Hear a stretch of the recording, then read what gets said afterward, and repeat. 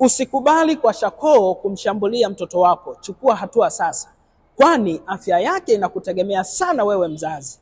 Utaweza kugundua kama mtoto wako anakuwa shakoo pale ambapo anavimba mwili, hasa miguu pamoja na uso, lakini pia ngozi yake inakuwa ngumu au inakuwa kavu na inakuwa na madoa yenye rangi tofauti tofauti.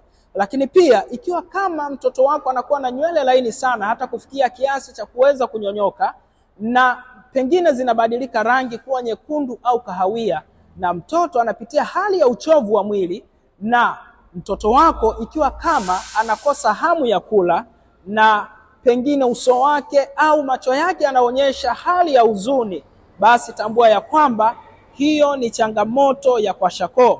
Nimekuwa nikiwasaidia watoto wengi wenye changamoto ya kutokupata choo kigumu, changamoto ya utindio wa ubongo, lakini pia pamoja na changamoto ya kukosa hamu ya kula.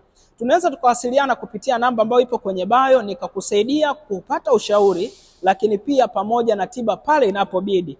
Kumbuka ya kwamba mtoto mwenye afya ni ushindi wa familia.